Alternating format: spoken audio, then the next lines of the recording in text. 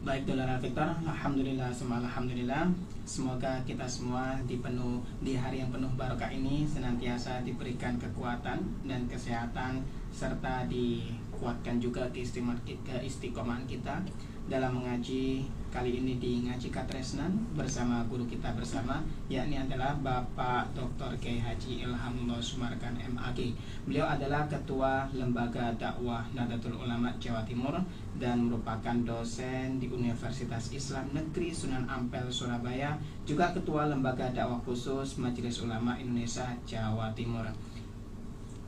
Baik Dulur Victor, Anda juga nanti berkesempatan untuk berinteraksi langsung dengan beliau di 081234939390, atau Anda bisa ikuti kajian pada pagi hari ini melalui live streaming Instagram Radio El Victor dan aplikasi streaming Radio El Victor yang telah tersedia di Play Store. Baik Dulur Victor, kita langsung saja. Beliau sudah hadir di studio. Kita sapa beliau bersama. Assalamualaikum warahmatullahi wabarakatuh, Yai. Waalaikumsalam warahmatullahi wabarakatuh. Alhamdulillah, bagaimana? Alhamdulillah kita berkesempatan untuk ketemu di sela-sela kegiatan-kegiatan. Alhamdulillah masih diberi kesempatan untuk bisa hadir di El Victor ini. Alhamdulillah, lama sekali lah. 1 minggu itu lama.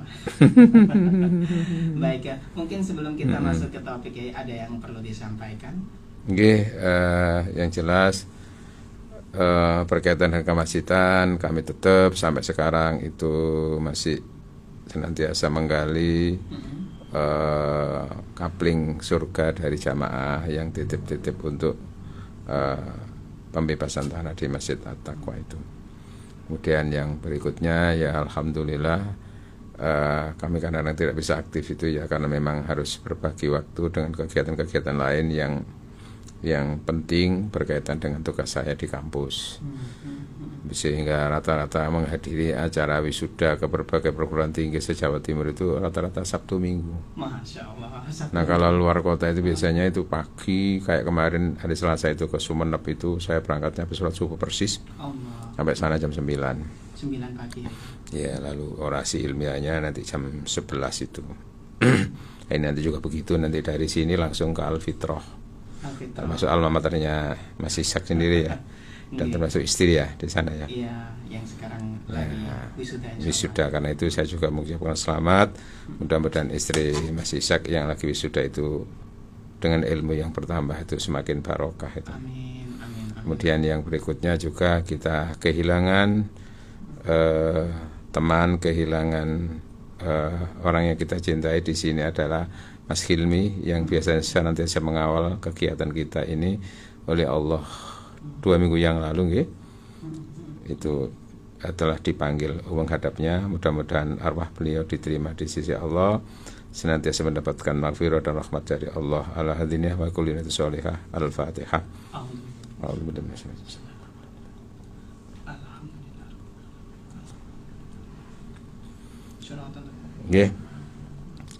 Kajian kita hari ini apa tadi temanya, Mas? Rahasia di balik poligami Rasulullah. Ayo, monggo konco-konco, itu juga bagian kecerdasan dalam mentauladani pernikahan Rasulullah. Masya Allah. Kadang-kadang kan orang itu kalau poligami itu sunnah Rasul. Iya kan? Oh iya, rata-rata. Hanya dari sisi bahwa menikah lagi itu sudah dilakukan Rasulullah sehingga ini sunnah Rasul. Maka siapapun kira itu belum sunnah kalau belum poligami seperti Rasulullah. Sehingga kalau istri masih satu itu berarti itu kategori orang yang takut kepada istri. Ya. Gara-gara istrinya hanya satu akhirnya ditolak masuk surga. Kenapa? Karena takut kepada istri mau menikah lagi. Padahal takwa itu hanya kepada Allah. Kok ini takut sama istri berarti menduakan Allah, gak bisa masuk surga. Ya itu tentu penafsiran jalan lain itu. Rahasia poligami Rasulullah ini lanjutan dari rahasia agung pernikahan Rasulullah secara umum, lalu ini fokus dalam hal berpoligami. Jadi supaya kita itu kesannya itu jangan sampai salah terhadap Rasulullah, utamanya dalam hal persoalan pernikahan, utamanya dalam hal persoalan istri yang jumlahnya lebih dari 4 itu. Ya, karena memang kesan di masyarakat itu kalau orang itu beristri itu kesannya itu wah ini laki-laki apa ini ya gitu ya. Hidup hanya mengumbar nafsu dan seterusnya itu. Tentu hal itu kalau bagi Rasulullah tidak layak, tidak dibenarkan itu. Karena ada rahasia-rahasia yang penting di balik pernikahan Rasulullah Muhammad SAW. Salah satunya adalah ya, hikmatul usrah, hikmah untuk membangun keakraban dan membangun jaringan keluarga, ya, hikmatul ijtimaiyah, hikmah kemasyarakatan. Rasulullah itu di awal-awal dakwanya, ya, utamanya periode Mekah, kemudian di awal-awal ada periode dakwah di periode Madinah itu kan banyak tantangan-tantangan itu, terutama dari orang-orang kafir. Nah, dalam hal ini tentu Rasul butuh untuk membangun kekuatan untuk menghadapi berbagai macam cobaan, dan itu salah satu membangun kekuatan itu adalah dari sisi membangun kekuatan kekeluargaan, bangun keluarga. Nah, sehingga salah satu rahasia dan hikmah pernikahan Rasulullah itu adalah untuk ini, hikmah kemasyarakatan, hikmah sosial itu. Seperti dengan pernikahannya Rasulullah dengan Aisyah, itu ya hubungannya dengan untuk memperkuat jalinan kekeluargaan dengan Abu Bakar. Selama ini sahabat yang terdekat kan Abu Bakar itu. Nah, rupanya juga Abu Bakar itu sangat-sangat berkeinginan supaya Aisyah itu menjadi bagian dari kehidupan Rasulullah. Sehingga Rasul walaupun melihat Aisyah itu masih umurnya sangat muda, yaitu umur masih 9 tahun kan waktu itu, Rasul menikahi Aisyah, ya, di usia yang 9 tahun tadi itu. Nah, maka kalau sekiranya menikah itu hanya dikaitkan dengan persoalan-persoalan biologis, itu rasanya menikah wanita umur 9 tahun itu kurang tepat. Ya 9 tahun itu kisi opo gitu loh ya. Kadang-kadang nggak kelambi ya di iya kan?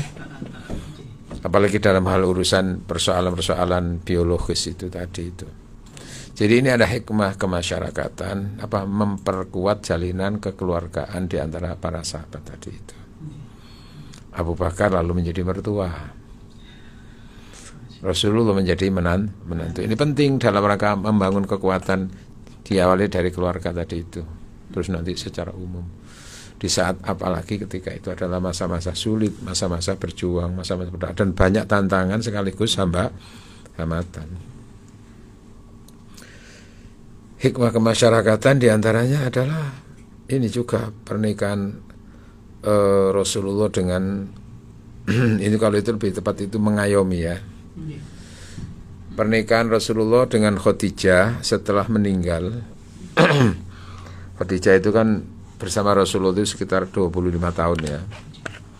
Ketika dinikahi itu kan umurnya 40 tahun. Iya. Waktu itu Nabi Muhammad itu masih umur 25. Kaceknya berapa itu berarti? 15 tahun. Nah, bersama Rasulullah itu berarti 25 tahun. Karena Khadijah meninggal ketika umur 65 tahun. Rasulullah bersama Khadijah berarti 25 tahun. Nah, lalu sepeninggal Khadijah ini Rasul ketika itu berarti umur berapa? 50 tahun. 50 tahun. Nah, setelah itu baru kemudian Rasulullah itu berpikir untuk menikah lagi. Ya, itu pun kadang-kadang itu pun diantara faktornya adalah teman, sahabat. Ya Rasulullah jenengan ndak ingin untuk mencari pengganti daripada ibu Bunda Khadijah itu. Iya, terus gimana? Iya, saya ada pertimbangan ya Rasul, ada saran jenengan jika berkenan monggo. Kalau jenengan cari yang seperti keibuan, ya seperti Bunda Khadijah itu ada. Saya usul gampangan itu Ummu Saudah. Ummu Saudah ini bersama suaminya itu adalah salah seorang sahabat yang setia mendampingi Rasulullah kemanapun, termasuk ketika hijrah ke Habasyah itu didampingi. Ummu Saudah ikut bersama dengan suaminya, namanya Hamam bin Sakron. Itu jadi sangat dekat sekali dengan Rasulullah. Lalu oleh Allah Hamam bin Sakron itu diberi ujian sakitan lah, gampang loro gitu. Lalu oleh Allah Hamam bin Sakron itu dipanggil lebih dulu. Nah, istrinya kan janda.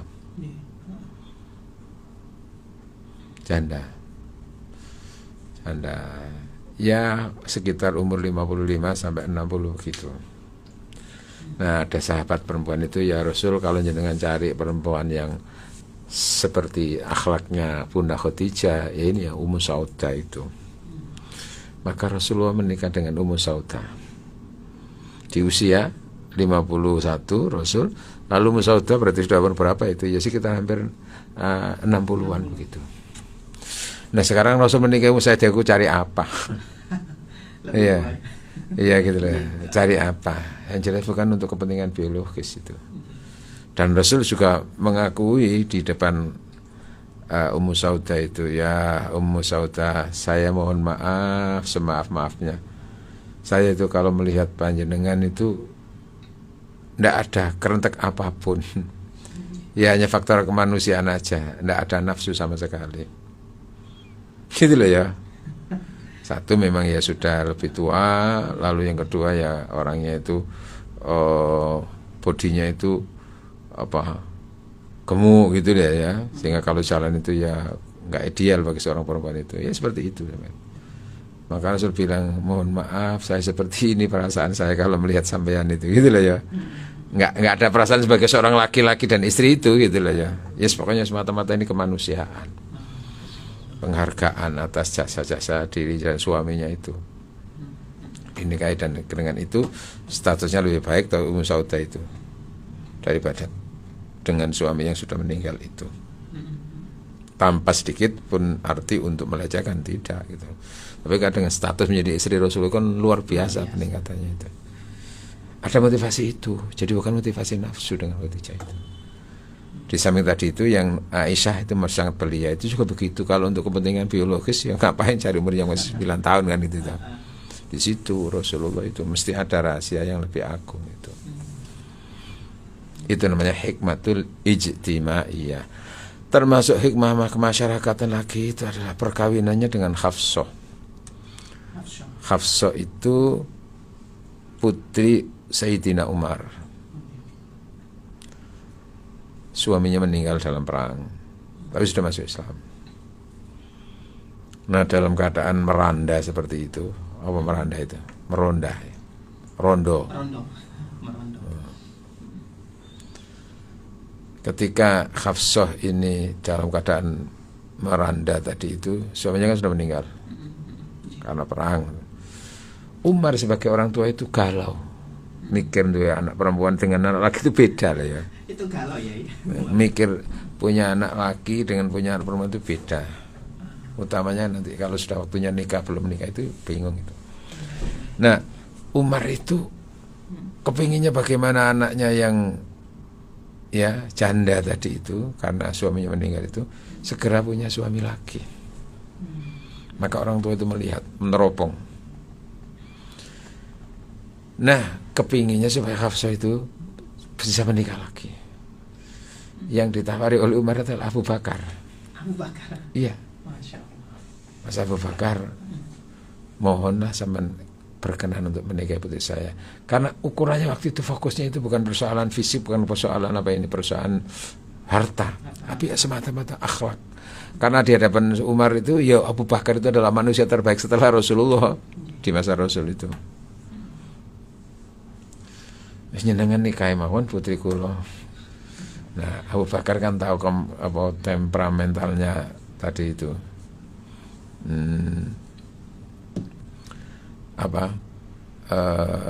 temperamentalnya, gampangannya itu Umar itu kayak apa kan gitu, nanti khawatir tersinggung gitu loh.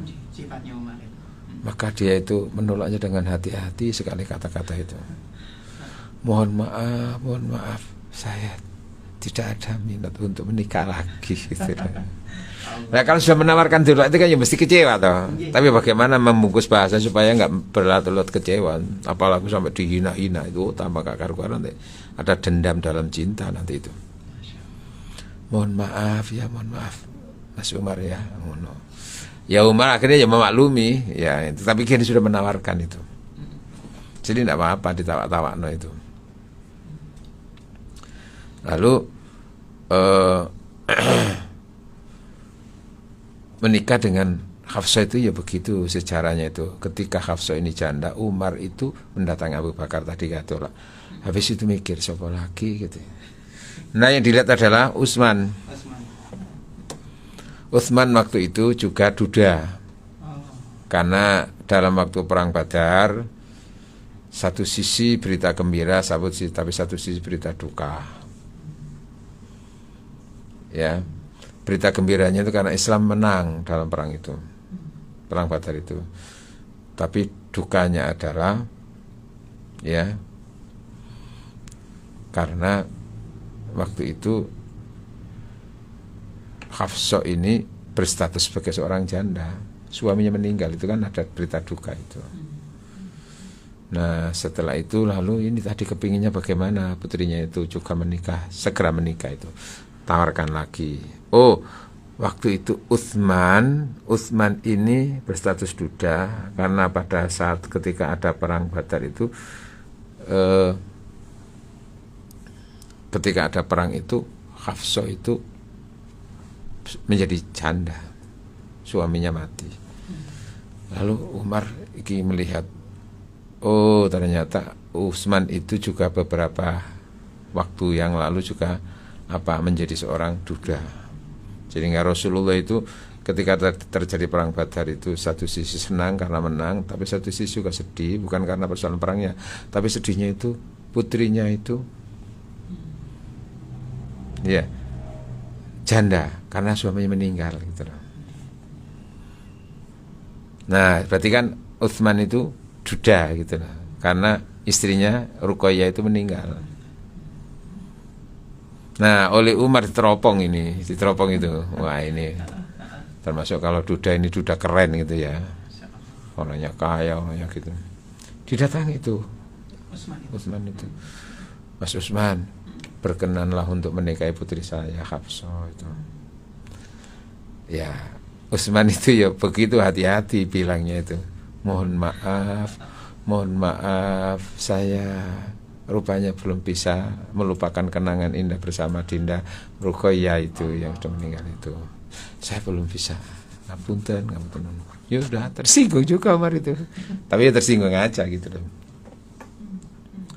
Setelah itu kemudian mendatangi Rasulullah. Ya Rasul, saya bingung ya Rasul, putri saya sekarang janda. Saya datang ke Abu Bakar supaya menikahinya, ternyata Abu Bakar tidak berkenan. Saya datang ke Sayyidina Utsman, ya saya tawari supaya menikah putri saya, dia juga menolak. Kalau kan lapor kepada Rasulullah seperti itu, Rasul melihat.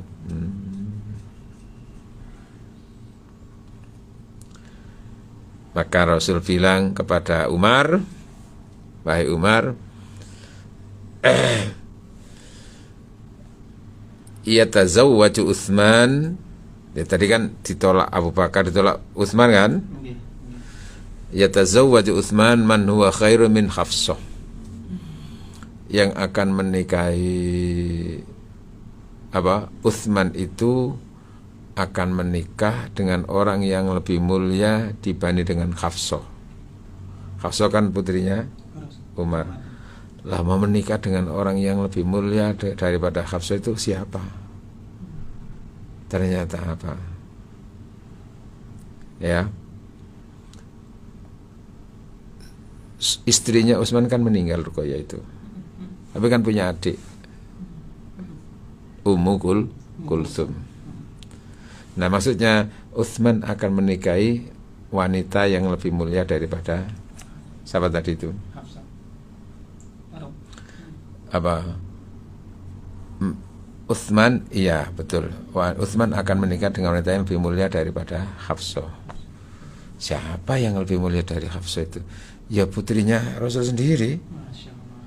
Kan Ruqayyah terus punya adik kan Ummu Kulthum. Nah, Ummu Kulthum itu di situ Ummu Kulthum itu dinikahi oleh Utsman setelah meninggalnya Ruqayyah itu.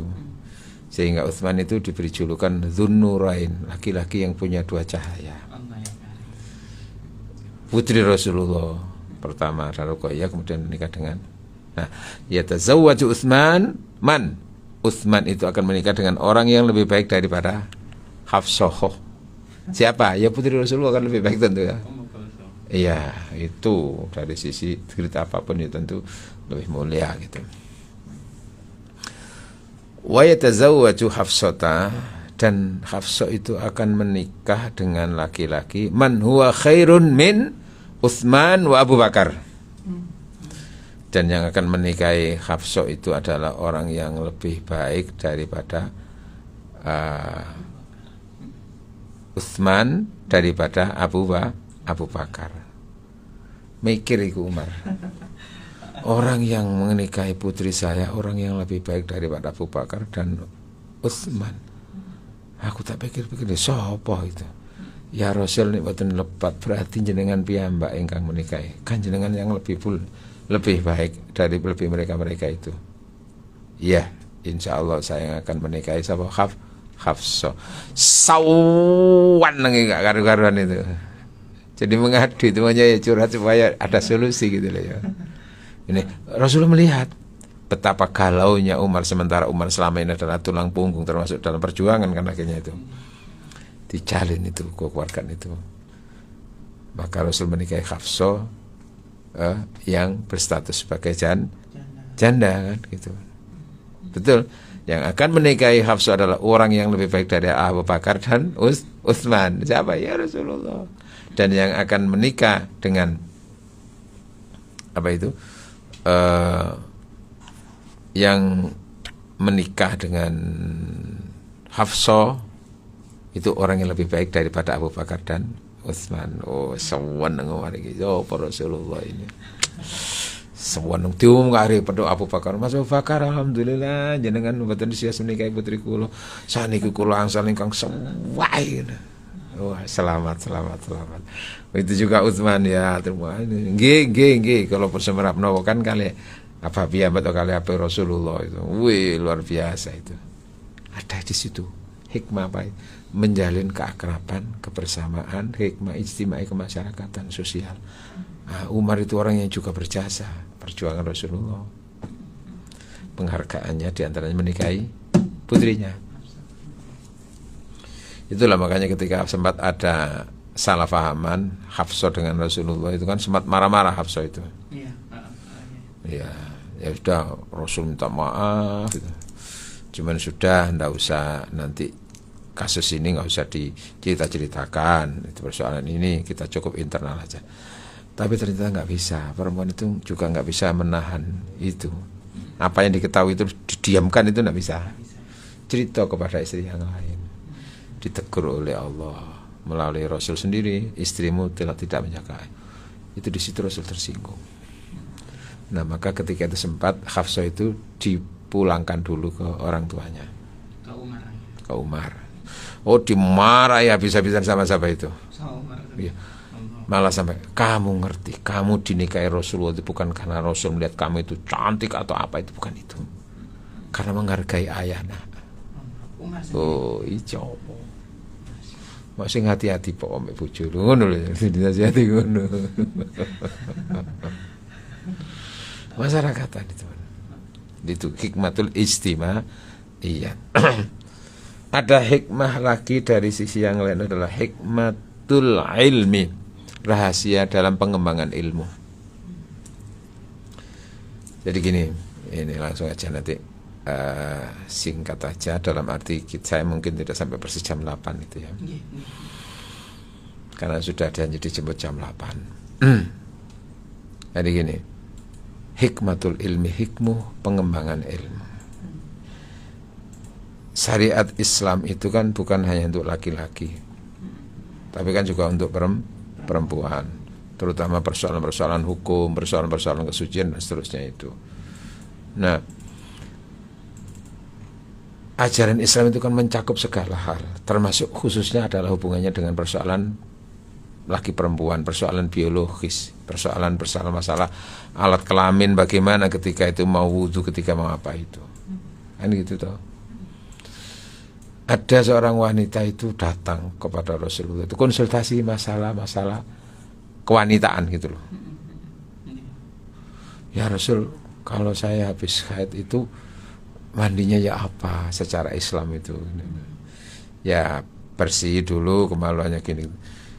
Gimana cara membersihkan itu loh? Iki ya apa dengar Rasulullah gini gitu loh ya.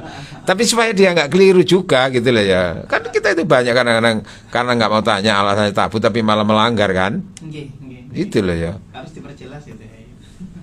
Nah Rasulullah itu kalau sudah bicara persoalan-persoalan yang sangat pribadi, sangat sensitif, itu Rasul itu tidak bicara, isyarat-isyarat aja gitu loh ya. Wis pokok sama nadusi gitu. Kalau khawatir dan keliru loh Rasulullah. Jadi karena memang lakukan praktek Nah lalu istri Rasulullah yang ada di dalam rumah itu tahu ada perempuan seperti ini. Ini kan masalah perempuan sampai seperti ini ya. Maka istri Rasulullah mendatangi tadi itu perempuan tadi yang konsultasi itu. Mbak, cara saya ingin Mbak, sampean lo takon masalah ngono ngarepe wong lanang kok koyo ngono iku ya apa sih sampean niku. Lah daripada saya keliru ayo. Ngono ya bener ya kan? Ya tapi ya opo wong itu laki-laki sampean itu kok tabublas gitu gini. Nah sudah daripada saya keliru. Ya sudah kalau gitu. Mari saya sampaikan bagaimana caranya. Nah, istrinya yang menyampaikan. Terutama persoalan yang sangat sensitif tadi itu. Dan itu diceritakan di depan istri sama perempuannya gitu loh ya. Kan beda lagi kan laki dan perempuan sama perempuan itu gitu ya. Dijelaskan oleh istrinya. Nah kemudian ada hikmah berikutnya. Istri Rasulullah itu kan tahunya dengan Rasul. Terutama persoalan-persoalannya berkaitan dengan jeruan itu. Yang tahu kan istrinya itu. Nah bagaimana Rasulullah itu begini-begini itu kan oleh istrinya disampaikan dengan orang yang berkonsultasi. Itu berarti menyebarkan ilmu, terutama masalah fikih. Haid itu ya opo, cara mandiri haid itu ya apa, itu di situ hikmahnya itu. Nah dengan istri itu banyak tadi itu di sana ada, sehingga nanti di sana itu wilayah sana itu nanti ketika ada perempuan tanya masalah Islam itu kepada istrinya. Nanti di tempat yang lainnya bisa begitu. Tanya. Terutama tadi yang masalah-masalah itu yang perlu dijelaskan oleh perempuan. Ya walaupun sekarang ada sih laki-laki tapi lebih menguasai daripada perempuan. Dokter Boyke itu kan lebih menguasai daripada perempuannya itu sendiri tentang persoalan-persoalan kemaluan itu, organnya itu dari situ itu. Nah di situ faktor ilmu. Jadi untuk bagaimana menyebarkan ilmu, menyebarkan syariat itu ya itu. Di sana nanti ada yang banyak dengan persoalan sesuci, persoalan apa itu hubungannya dengan ketika bersama apa itu suaminya istri tadi itu. Jadi disampaikan oleh istrinya. Istri Rasulullah kan selama ini bersamanya, tahu bagaimana menurut Rasulullah itu. Nah apa yang diajarkan Rasul kepada istrinya kan sudah nggak ada tabu lagi toh. Itu ilmu, lalu nanti disampaikan kepada wanita-wanita yang lain. Ada hikmatul ilmi, hikmah ilmu. Nanti ada hikmah-hikmah berikutnya. Sementara ini dulu. Masya Allah. Ya, termasuk adalah pernikahannya dengan Aisyah itu. Sepeninggal Rasulullah, Aisyah itu kan memang sudah istri-istri Rasulullah kan diharamkan untuk menikah lagi, walaupun masih lebih muda umurnya. Ya kenapa enggak muda? Wong Aisyah itu dinikahi masih umur 9 tahun. Kemudian mendampingi Rasulullah setelah menikah itu berapa tahun? Hanya sekitar 12 tahun. 12 tahun. Iya kan, Rasulullah kan meninggal umur 63. Menikah lagi umur 51 sama itu. Berarti kan apa tadi? Aisyah itu kan masih 21-an gitu. Iya, masih. Walaupun dia masih muda, masih gini, terus dia nggak menikah lagi. Oh, tidak menikah. Nggak boleh, haram memang itu yang rahasia pernikahan Rasulullah itu di situ. Oh. Haram itu bagi Aisyah itu, sehingga dia tetap menjanda sampai sekian tahun. Dan dari istri Rasulullah itu yang paling banyak meriwayatkan hadis adalah Aisyah. Loh, gitu loh ya.